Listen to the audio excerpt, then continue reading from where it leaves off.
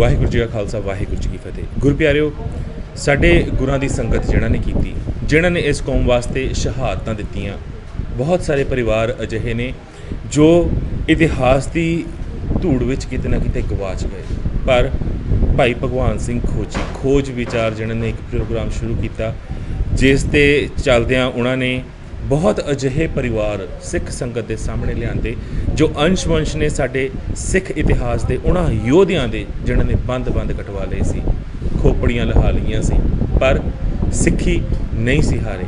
सिक्खी केसां सुआसां सन उन्होंने निभाई सी। भाई सतीदास जी के अंश वंश विचों भाई रणजीत सिंह जी मेरे नाल बैठे ने, फतेह की सांझ पाने तो जानने की कोशिश करते हैं कि आखिर किद्दां खोजी जी इन्हां तक पहुँचे तो आखिर क्यों इन्ने समय बाद यह संगत के सामने आए। फतेह की सांझ पाने। वाहिगुरू जी का खालसा वाहिगुरू जी की फतेह। दास चरणजीत सिंह भाई मती दास जी के परिवार जो है संगत जी, साढ़े कोल अपने इस परिवार का इतिहास पंचम पातशाही श्री गुरु अर्जन देव जी महाराज जी के वेले तो मौजूद सी। संगत जी, गुरु अर्जन देव जी महाराज जी की सेवा में भाई गौतम दास जी रहे। इतिहास की पड़चोल करने का पता लगता है कि भाई गौतम दास जी गुरु नानक देव जी के वेले तो ही गुरु करना जुड़ चुके सन और गुरु अर्जन देव जी महाराज जी की शरण में पूर्ण रूप च आ चुके सन। तो गुरु अर्जन देव जी महाराज ने इन्हों पाकिस्तान के जिला झेलम के करियाला नामक स्थान पर सिੱਖੀ प्रचार थापिया सी। संगत जी, भाई मती दास जी के परिवार के ज़्यादातर सदस्यों के जन्म करियाला के सन।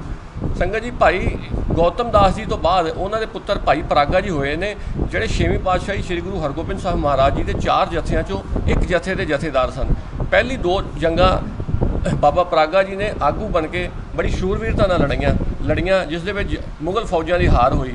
दूसरी जंग दे विच बाबा परागा जी की सज्जी बांह कट्टी गई सी तो इन्हां दी शूरवीरता तो खुश होकर गुरु हरगोबिंद साहब महाराज जी ने इन्हों एक घोड़ा 500 रुपए और एक शमशीर बख्शी सी और इन्हों सिੱਖੀ प्रचार वास्ते करियाला भेजिया सी। इस तो उपरंत भाई परागा जी के पुत्र भाई लखी दास और फिर भाई लखी दास जी के पुत्र भाई हीरानंद 6वीं और 7वीं पातशाही की सेवा के विच रहे।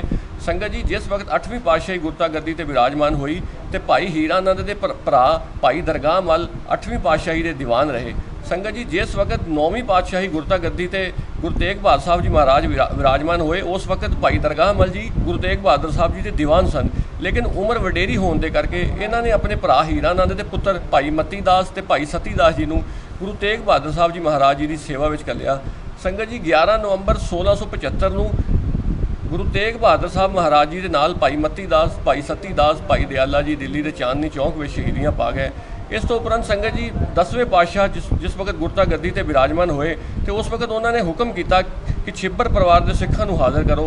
तब भाई दरगाह मल जी ने अपने पुत्र साहिब चंद और धर्मचंद जी को गुरु गोबिंद सिंह महाराज जी की सेवा के घल्लिया। संगत जी, सन 1700 ਜਿਹੜੇ ਭਾਈ ਸਾਹਿਬ ਚੰਦ ਸਨ ਇਹ ਦੀਵਾਨ ਸਨ ਸੰਗਤ ਜੀ ਗੁਰੂ ਗੋਬਿੰਦ ਸਿੰਘ ਮਹਾਰਾਜ ਜੀ ਦੇ, ਔਰ ਜਿਹੜੇ ਭਾਈ ਧਰਮਚੰਦ ਸਨ ਇਹ ਖਜ਼ਾਨਚੀ ਸਨ ਗੁਰੂ ਗੋਬਿੰਦ ਸਿੰਘ ਮਹਾਰਾਜ ਜੀ ਦੇ। ਸੰਗਤ ਜੀ, सन 1700 ਦੀ ਜੰਗ ਵਿੱਚ ਕਿਲਾ ਨਿਰਮੋਹਗੜ੍ਹ ਦੇ ਉੱਤੇ 3 ਰਾਜਿਆਂ ਦੀ ਸੈਨਾਵਾਂ ਨੇ ਬੜਾ ਭਾਰੀ ਹਮਲਾ ਕੀਤਾ ਸੀ। ਦੱਸਦੇ ਨੇ ਇਸ ਜੰਗ ਦੇ ਵਿੱਚ ਸਿੱਖ ਬਹੁਤ ਘੱਟ ਗਿਣਤੀ ਦੇ ਵਿੱਚ ਸਨ, ਲੇਕਿਨ ਇਹ ਜੰਗ ਸਿੱਖਾਂ ਨੇ ਜਿੱਤ ਲਈ ਸੀ। ਇਸ ਦੇ ਵਿੱਚ ਭਾਈ ਸਾਹਿਬ ਸਿੰਘ ਸ਼ਹੀਦ ਹੋ ਗਏ ਸਨ।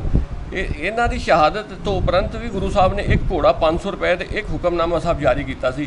संगत जी, सन 1703 ਦੇ ਵਿੱਚ बिलासपुर राजे के हंडूरीए के उकसावे ते औरंगजेब के 2 सेनापतियों ने आनंदपुर साहब से हमला किया सी। इस भी बड़ी घमासान की जंग हुई और इस जंग के सिख जित गए, लेकिन ये भाई धर्म सिंह जड़े ने इस जंग के शहीद हो गए। संगत जी, इन्हां दी शहादत तो बाद गुरु गोबिंद सिंह महाराज जी ने एक बड़ा सुंदर हुक्मनामा परिवार को लिखिया सी और सन 1701 तो लैके सन 1704 के 5 हुक्मनामे गुरु गोबिंद सिंह महाराज जी ने इस परिवार को लिखे सन। संगत जी, साढ़े परिवार को पाकिस्तान के जिला गुजरात के 5 हुक्मनामे गुरु गोबिंद सिंह महाराज जी के 2 तीर और इन्हों के केस सन एक चांदी की डिब्बी च रखे हुए और 3 हुक्मनामे अकाल तख्त साहब तो जारी हुए सन। संगत जी, इस वक्त मौजूदा समय के साढ़े कोल 5 हुक्मनामे गुरु गोबिंद सिंह महाराज असल मुताबिक नकल 3 हुक्मनामे जो अकाल तख्त साहब तो जारी हुए सन 1807 में राज महाराजा रणजीत सिंह के समय वो मौजूद ने साढ़े कोल। संगत जी, इसके अलावा कुर्सीनामा भाई मती दास जोड़ा है वो साढ़े कोल मौजूद है। इसके अलावा 3 कलमवारी फारसी दी लिखतां ने संगत जी। दास आप जी को गुरु गोबिंद सिंह महाराज जी के एक हुक्मनामे के बचन आप जी को पढ़ के सुनाता है जी। ये वैसे वो 5 हुक्मनामा साहब सन जोड़े गुरु साहब ने लिखे सन इस परिवार को।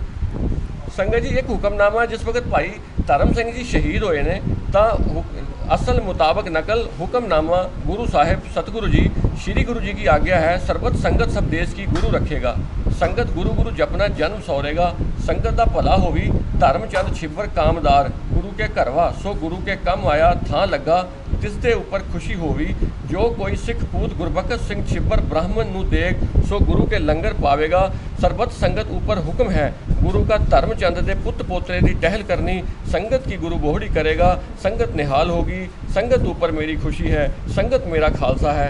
संगत जी ये संवत 1760 अस्सू 11ਵੀਂ ਨੂੰ ਲਿਖਿਆ ਗਿਆ ਸੀ। ਸੰਗਤ ਜੀ ਇਸ ਤੋਂ ਇਲਾਵਾ ਇਹ ਤਿੰਨ ਹੁਕਮਨਾਮਾ ਸਾਹਿਬ ਜਿਹੜੇ ਨੇ ਅਕਾਲ ਤਖਤ ਸਾਹਿਬ ਤੋਂ ਜਾਰੀ ਹੋਏ ਨੇ ਜਿਹੜੇ ਅਸਲਾਂ ਅੱਜ ਵੀ ਸਾਡੇ ਕੋਲ ਮੌਜੂਦ ਨੇ। ਔਰ ਇਸ ਤੋਂ ਇਲਾਵਾ ਸੰਗਤ ਜੀ ਇਹ ਕੁਰਸੀਨਾਮਾ ਹੈ ਭਾਈ ਮਤੀ ਦਾਸ ਜਿਸ ਵਕਤ ਖੋਜੀ ਸਾਹਿਬ ਨੇ ਇਹ ਵੀਡੀਓ ਪਾਈ ਸੀ ਤੇ ਫਿਰ ਸਾਨੂੰ ਬਾਹਰ ਦੇ ਮੁਲਕਾਂ ਤੋਂ ਵੀ ਕਾਲ ਆਈ ਕਿਉਂਕਿ ਸਰਚਰ ਇਸ ਪੀੜ੍ਹੀ ਨੂੰ ਲੱਭਦੇ ਸਨ ਉਹਨਾਂ ਕੋਲ ਇਹ ਪੀੜ੍ਹੀ ਨਹੀਂ ਸੀ ਲੇਕਿਨ 150 ਤੋਂ 200 ਸਾਲ ਪਹਿਲਾਂ ਸਾਡੇ ਵਡੇਰਿਆਂ ਨੇ ਇਹਨੂੰ ਸੁਰੱਖਿਅਤ ਇੱਕ ਛਜਰੇ ਦੇ ਰੂਪ ਸੁਰੱਖਿਅਤ ਕਰ ਦਿੱਤਾ ਸੀ। ਸੰਗਤ ਜੀ ਇਸ ਤੋਂ ਇਲਾਵਾ कलम वाली फारसी ਦੀਆਂ ਇਹ ਤਿੰਨ ਇਸ ਤਰ੍ਹਾਂ ਦੀ ਸਾਡੇ ਕੋਲ ਲਿਖਤਾਂ ਨੇ। ਸੰਗਤ ਜੀ ਜਿਸ ਵਕਤ ਭਾਈ ਧਰਮ ਸਿੰਘ ਜੀ ਦੀ ਸ਼ਹਾਦਤ ਹੋਈ ਹੈ ਤਾਂ ਉਸ ਤੋਂ ਉਪਰੰਤ ਫਿਰ ਉਹਨਾਂ ਦੇ ਪੁੱਤਰ ਭਾਈ ਗੁਰਬਖਸ਼ ਸਿੰਘ ਗੁਰੂ ਮਹਾਰਾਜ ਜੀ ਦੀ ਸੇਵਾ ਵਿੱਚ ਗਏ। ਇਹ ਲਿਖਾਰੀ ਸਨ ਗੁਰੂ ਗੋਬਿੰਦ ਸਿੰਘ ਮਹਾਰਾਜ ਜੀ ਦੇ। ਜਿਸ ਵਕਤ ਗੁਰੂ ਸਾਹਿਬ ਦੱਖਣ ਨੂੰ ਗਏ ਨੇ ਤੇ ਭਾਈ ਗੁਰਬਖਸ਼ ਸਿੰਘ ਜੀ ਇਹਨਾਂ ਦੇ ਨਾਲ ਹੀ ਸਨ। ਅੱਜ ਇੱਕ ਬਹੁਤ ਸ਼ਾਨਦਾਰ ਗੱਲ ਮੈਂ ਕਹਾਂਗਾ ਕਿ ਭਾਈ ਸਾਹਿਬ ਭਾਈ ਬਹਿਲੋ ਸਭ ਤੋਂ ਪਹਿਲੋਂ ਇਹ ਸਾਡੇ ਨਾਲ ਬੈਠੇ ਹੋਏ ਨੇ।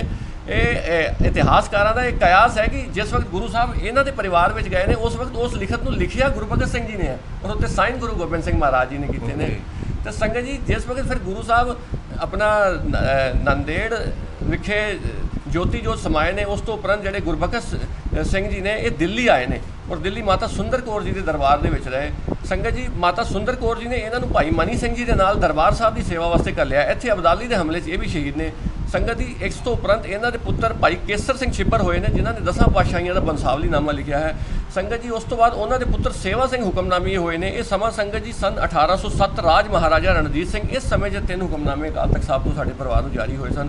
ਸੰਗਤ ਜੀ ਉਸ ਤੋਂ ਬਾਅਦ ਫਿਰ ਉਹਨਾਂ ਦੇ ਪੁੱਤਰ ਸੰਤ ਭਾਈ ਮਹਿਤਾਬ ਸਿੰਘ ਫਿਰ ਭਾਈ ਲਾਲ ਸਿੰਘ ਫਿਰ ਲਾਲ ਸਿੰਘ ਤੋਂ ਬਾਅਦ ਭਾਈ ਸੰਤ ਸਿੰਘ ਫਿਰ ਸਾਡੇ ਦਾਦਾ ਜੀ ਅਮਰ ਸਿੰਘ ਫਿਰ ਪਿਤਾ ਜੀ ਅਜੀਤ ਸਿੰਘ ਔਰ ਦਾਸ ਚਰਨਜੀਤ ਸਿੰਘ। ਸੰਗਤ ਜੀ ਇਸ ਤਰ੍ਹਾਂ ਕਰਕੇ ਪੀੜ੍ਹੀ ਚੱਲਦੀ ਹੈ।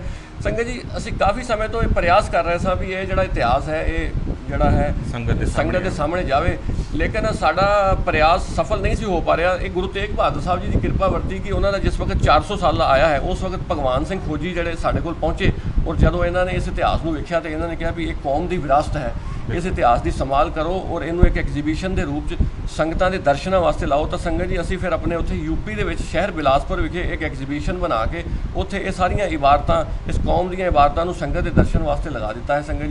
ਸੰਗਤ ਜੀ ਅੱਜ ਭਾਈ ਸਾਹਿਬ ਜੀ ਵੀ ਇੱਕ ਸ਼ਾਇਦ ਇੱਕ ਜ਼ਿੰਮੇਵਾਰੀ ਸਮਝ ਕੇ ਆਏ ਨੇ ਕਿਉਂਕਿ ਇਹ ਠੀਕ ਹੈ ਕਿ ਅਸੀਂ ਤੇ ਆਪਣੇ ਆਪ ਨੂੰ ਇੱਕ ਬਹੁਤ ਨਿਮਾਣਾ ਜਿਹਾ ਸਮਝਦੇ ਹਾਂ ਦਾਸ ਆਪਣੇ ਆਪ ਨੂੰ ਬਹੁਤ ਨਿਮਾਣਾ ਸਮਝਦਾ ਹੈ ਲੇਕਿਨ ਇਹ ਜਿਹੜਾ ਇਤਿਹਾਸ ਹੈ ਸੰਗਤ ਜੀ ਇਹ ਸਾਡੇ ਕੌਮ ਦਾ ਇਤਿਹਾਸ ਹੈ ਔਰ ਇਹਨਾਂ ਨੂੰ ਇਸ ਨੂੰ ਸੰਭਾਲਣ ਦੀ ਜ਼ਿੰਮੇਵਾਰੀ ਜਿਹੜੀ ਹੈ ਉਹ ਸਾਡੀ ਸਾਰਿਆਂ ਦੀ ਬਣਦੀ ਹੈ। ਬਿਲਕੁਲ। ਤੇ ਬਸ ਦਾਸ ਇਹੀ ਬੇਨਤੀ ਕਰੇਗਾ ਕਿ ਜੋ ਸਾਡੇ ਸ਼ਹੀਦਾਂ ਦੇ ਪਰਿਵਾਰ ਜਿਹੜੇ ਨੇ ਉਹਨਾਂ ਨੂੰ ਵੀ ਅੱਗੇ ਆਉਣਾ ਚਾਹੀਦਾ ਹੈ ਉਹਨਾਂ ਨੂੰ ਵੀ ਸਨਮਾਨ ਦਿੱਤਾ ਜਾਣਾ ਚਾਹੀਦਾ ਹੈ ਤਾਂ ਕਿ ਸਾਡਾ ਇਤਿਹਾਸ ਜਿਹੜਾ ਹੈ ਉਹ ਜਿਉਂਦਾ ਜਾਗਦਾ ਰਹੇ। ਬਿਲਕੁਲ ਜੀ ਬਿਲਕੁਲ ਕਿਉਂਕਿ ਸਾਡੀਆਂ ਸਰਮੋਰ ਜਥੇਬੰਦੀਆਂ ਸਾਡੀਆਂ ਸਰਮੋਰ ਸੰਸਥਾਵਾਂ ਤਾਂ ਉਹਨਾਂ ਨੂੰ ਫਕਰੇ ਕੌਮ ਦੇਣ ਦੇ ਵਿੱਚ ਰੁੱਝੀਆਂ ਹੋਈਆਂ ਨੇ ਜਿਨ੍ਹਾਂ ਨੇ ਕੌਮ ਦਾ ਇੰਨਾ ਕੀ ਉਜਾੜਾ ਕੀਤਾ ਆ ਜਿੰਨਾ ਕਹਿ ਦਈਏ ਉਹਨਾਂ ਘੱਟ ਜਿਨ੍ਹਾਂ ਨੇ ਕੌਮ ਨੂੰ ਹਰ ਕਦਮ ਦੇ ਉੱਤੇ ਢਹਿੰਦੀ ਕਲਾ ਵਾਲਾ ਸੁਨੇਹਾ ਦਿੱਤਾ ਆ। ਅਸੀਂ ਹਮੇਸ਼ਾ ਕਹਿੰਦੇ ਆ ਵੀ ਸਿੱਖ ਕੌਮ ਉਹ ਕੌਮ ਹੈ ਜਿਨ੍ਹਾਂ ਨੇ ਕਾਠੀਆਂ ਉੱਤੇ ਵੀ ਰਾਤਾਂ ਬਿਤਾਈਆਂ ਮਹੀਨੇ ਬਿਤਾਏ ਪੱਤੇ ਖਾ ਖਾ ਕੇ ਜਿਨ੍ਹਾਂ ਨੇ ਜ਼ਿੰਦਗੀ ਬਤੀਤ ਕੀਤੀ ਪਰ ਸਿਦਕ ਕਦੇ ਨਹੀਂ ਹਾਰਿਆ ਹਰ ਜੰਗ ਫਤਿਹ ਕੀਤੀ। ਫਿਰ ਅੱਜ ਅਜਿਹੀ ਕੀ ਕੌਮ ਦੇ ਵਿੱਚ ਤਰਾਸਦੀ ਆ ਗਈ ਹੈ ਵੀ ਜਿਹੜੇ ਪਾਸੇ ਮੋਰਚੇ ਲੱਗਦੇ ਨੇ ਜਿਹੜੇ ਪਾਸੇ ਨੂੰ ਕੌਮ ਤੁਰਦੀ ਆ ਉਹ ਢਹਿੰਦੀ ਕਲਾ ਵੱਲ ਹੀ ਸਾਨੂੰ ਕਿਉਂ ਨਜ਼ਰ ਆਉਂਦਾ ਆ ਜਾਂ ਉਹ ਨੌਜਵਾਨੀ ਨੂੰ ਢਹਿੰਦੀ ਕਲਾ ਦਾ ਹੀ ਸੁਨੇਹਾ ਕਿਉਂ ਦਿੰਦਾ ਹੈ ਕਿਉਂਕਿ ਸਾਡੇ ਆਪਣੇ ਆਗੂ ਕਿਤੇ ਨਾ ਕਿਤੇ ਗੱਦਾਰ ਹੋ ਗਏ। ਜੇਕਰ ਅਜਿਹੇ ਪਰਿਵਾਰ ਸਾਡੀ ਸਰਮੋਰ ਸੰਸਥਾ ਸਾਡੀ ਸਰਮੋਰ ਜਥੇਬੰਦੀ SGPC ਨੇ ਲੱਭੇ ਹੁੰਦੇ ਇਹ ਇਤਿਹਾਸ ਉਹਨਾਂ ਨੇ ਪਰੋਇਆ ਹੁੰਦਾ ਸੰਗਤ ਦੇ ਸਾਹਮਣੇ ਤਾਂ ਕੀ ਤੁਹਾਨੂੰ ਲੱਗਦਾ ਹੈ ਕਿ ਭਾਈ ਰਣਜੀਤ ਸਿੰਘ ਵਰਗੇ ਅਜਿਹੇ ਸਿੰਘ ਅਲੱਗ-ਅਲੱਗ ਥਾਵਾਂ 'ਤੇ ਜਾ ਕੇ ਸੈਮੀਨਾਰ ਨਹੀਂ ਸੀ ਕਰ ਸਕਦੇ ਨੌਜਵਾਨਾਂ ਨੂੰ ਨਹੀਂ ਸੀ ਸੁਨੇਹਾ ਦੇ ਸਕਦੇ ਕਿ ਅਸੀਂ ਕਿਹੜੀ ਕੌਮ ਦੇ ਵਾਰਸ ਅਸੀਂ ਕੀ ਕਰਦੇ ਹਾਂ ਕੀ ਅਸੀਂ ਖੱਟਿਆ ਕੀ ਅਸੀਂ ਗਵਾਇਆ ਅਸੀਂ ਕਿੱਦਾਂ ਮਹਾਰਾਜਾ ਰਣਜੀਤ ਸਿੰਘ ਦਾ ਉਹ ਹਲੀਮੀ ਰਾਜ ਭੁੱਲ ਗਏ ਹਾਂ ਜਿਹਦੇ ਵਿੱਚ ਬਹੁ ਗਿਣਤੀ ਮੁਸਲਮਾਨਾਂ ਦੀ ਸੀ ਪਰ ਕਦੇ ਧਰਮ ਦੇ ਨਾਮ ਦੇ ਉੱਤੇ ਰਾਜਨੀਤੀ ਨਹੀਂ ਸੀ ਹੋਈ ਕਦੇ ਕੋਈ ਫਿਰਕੂ ਦੰਗੇ ਨਹੀਂ ਸੀ ਹੋਏ ਕਦੇ ਕਿਸੇ ਦਾ ਕਤਲ ਨਹੀਂ ਸੀ ਹੋਇਆ। ਤੇ ਆਹ ਸਰਕਾਰਾਂ ਨੇ ਕੌਮ ਨੂੰ ਤਾਂ ਕੀ ਬਚਾਉਣਾ, ਇਹ ਕੌਮ ਦੀ ਨਸਲ ਹੀ ਮੁਕਾਉਣ ਦੇ ਉੱਤੇ ਤੁਰੀਆਂ ਹੈ। ਮੈਂ ਬਾਰ-ਬਾਰ ਇਹੀ ਬੇਨਤੀ ਕਰਦਾ ਹਾਂ ਵੀ ਤੁਸੀਂ ਜਿਸ ਵੀ ਰੂਪ ਦੇ ਵਿੱਚ ਹੈਗੇ ਹੋ, ਹਰ ਕਿਸੇ ਨੂੰ ਉਸ ਪਰਮਾਤਮਾ ਨੇ ਕੁਝ ਡਿਊਟੀਆਂ ਦਿੱਤੀਆਂ ਹੋਈਆਂ ਨੇ। ਹਰ ਕਿਸੇ 'ਚ ਕੁਝ ਗੁਣ ਹੁੰਦੇ ਨੇ, ਕੁਝ ਅਵਗੁਣ ਹੁੰਦੇ ਨੇ, ਪਰ ਜੇ ਤੁਸੀਂ ਕੌਮ ਵਾਸਤੇ ਸੁਹਿਰਦ ਹੋ, ਸੱਚੇ ਮਨੋਂ ਇਸ ਕੌਮ ਦੇ ਹੱਕ ਵਿੱਚ, ਸਿੱਖ ਕੌਮ ਦੇ ਹੱਕ ਵਿੱਚ ਭੁਗਤਣਾ ਚਾਹੁੰਦੇ ਹੋ, ਤਾਂ ਮੈਂ ਇਹੀ ਕਹਾਂਗਾ ਕਿ ਜਿੱਥੇ ਤੁਹਾਨੂੰ ਜਿਹੜਾ ਬੰਦਾ ਗਲਤ ਮਿਲਦਾ ਹੈ ਉਹਦੇ ਮੂੰਹ 'ਤੇ ਗਲਤ ਕਹਿਣ ਦੀ ਹਿੰਮਤ ਰੱਖੋ। ਜਿਹੜਾ ਸਹੀ ਮਿਲਦਾ ਹੈ ਛਾਤੀਆਂ ਲਾ ਕੇ ਉਸ ਨੂੰ ਪਿਆਰ ਕਰੋ। ਜੇ ਸਾਡੇ ਤੋਂ ਉਮਰ 'ਚ ਵੱਡਾ ਹੈ, ਪੈਰੀ ਹੱਥ ਲਾ ਕੇ ਉਸ ਦਾ ਸਤਿਕਾਰ ਕਰੋ। ਅੱਜ ਸਮਾਂ ਸਿਰ ਜੋੜਨ ਦਾ ਹੈ।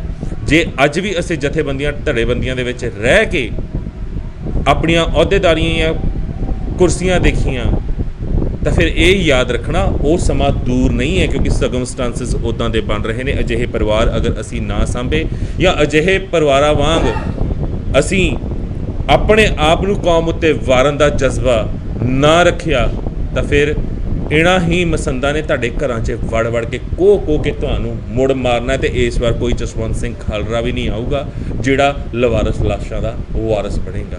ਇਸ ਲਈ ਬੇਨਤੀ ਹੈ ਕਿ ਆਪਣੇ ਗੁਰਾਂ ਦੇ ਵਚਨਾਂ 'ਤੇ ਪਹਿਰਾ ਦਿਓ। ਸਿੱਖੀ ਕੇ ਸੰਗ ਸੁਆਸਾ ਸੰਗ ਨਿਭਾਓ, ਜਜ਼ਬਾ ਰੱਖੋ ਅਤੇ ਆਪਣੀ ਕੌਮ ਨੂੰ ਬਚਾਓ। ਇੰਨੀਆਂ ਕੀ ਬੇਨਤੀਆਂ ਪ੍ਰਵਾਨ ਕਰਨਾ। ਵਾਹਿਗੁਰੂ ਜੀ ਕਾ ਖਾਲਸਾ, ਵਾਹਿਗੁਰੂ ਜੀ ਕੀ ਫਤਿਹ।